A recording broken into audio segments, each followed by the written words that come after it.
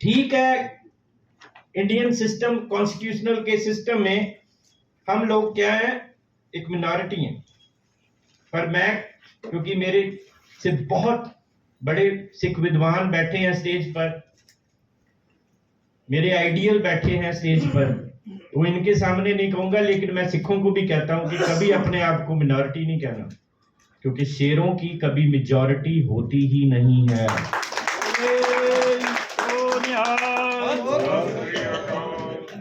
हमारी दिमाग की जो गुरु गोबिंद सिंह ने हमें सिद्धांत दिया है, गुरु नानक साहब ने हमें सिद्धांत दिया, हमने जो पूरी दुनिया में रूल किया उसके अकॉर्डिंगली करना है। हमारे बाजू में ताकत है। जब हमने पहला खालसा राज महाराजा रणजीत सिंह तक बनाया था पंजाब में, तो हम तब भी मिनॉरिटी थे कागजों में। मेजॉरिटी जो थी वो तो मुसलमानों की थी। सो ये जो भावना है कि हम कम है, ये छोड़ दो, कोई कम नहीं है। हो सकता है कि मुसलमान इंडिया में कम हों, लेकिन पूरी दुनिया में तो कम नहीं है। सिर्फ करना क्या है, ब्रिजिंग करनी है, जोड़ना है, एक दूसरे के साथ जुड़ना है। सो सिखों ने छोड़ दिया है, हम कोई वो नहीं है, आप भी छोड़ दो, दिमाग से निकाल दो। समस्याएं क्या है, जुड़ना क्यों है? हमारा जो आइडियोलॉजिकल रिश्ता है वो मैं पिछली बार बता चुका हूं, अब नहीं दोहराऊंगा। जब भी ये कांग्रेस, आम आदमी या बीजेपी किसी के साथ अलाइन करती है तो हिस्ट्री नहीं दिखाती है कि क्यों अलाइन कर रहे हैं। बोले सूट करता है तब कर रहे हैं, सरकार जो बनानी है। लेकिन सिखों और इस्लाम के रिश्तों पे एक लंबी हिस्ट्री है। आप हमारे लिए लड़े मरे, हम आपके लिए लड़े मरे, कोई दिक्कत नहीं। साहिब श्री गुरु ग्रंथ साहिब जी की जो आइडियोलॉजी है उसमें इस्लाम के खिलाफ नहीं है।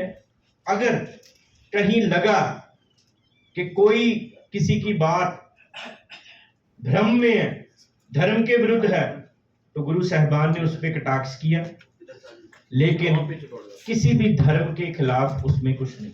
अधर्म के खिलाफ, जुल्म के खिलाफ। एक बात और क्लियर कर दूं,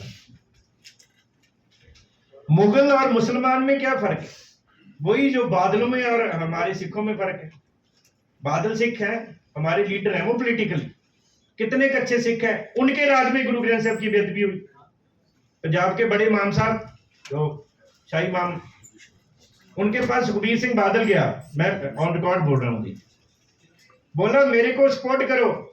बड़े इमाम साहब बोले, कहते सपोर्ट तो कर दे सुखबीर, लेकिन प्रॉब्लम ये है अगर तेरे राज्य में गुरु ग्रंथ साहब सुरक्षित नहीं है तो मेरे को ये बता दो कुरान को कैसे सुरक्षित रखोगे। वो लोग नैरेटिव बिल्ड करेंगे कि जो मुगल थे वो मुसलमान थे और जितना भी सिखों पे जुल्म हुआ है वो मुसलमानों ने किया।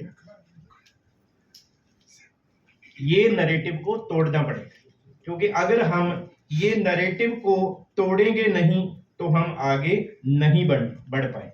एक बात बता दूं क्लैरिटी करने के लिए, सिर्फ सिखों का मसला क्या है? सिखों का मसला कॉन्स्टिट्यूशनल है, कोई भी मसला अनकॉन्स्टिट्यूशनल नहीं है। सीधी सी बात कह दूं, पंजाब का जो पानी है, पंजाब के दरियाओं का, वो राजस्थान को मुफ्त में दिया जा रहा है सदियों से, काफी सालों से, दहाकों से मुफ्त में दिया जा रहा है। लेकिन दिल्ली हरियाणा से पानी खरीदती।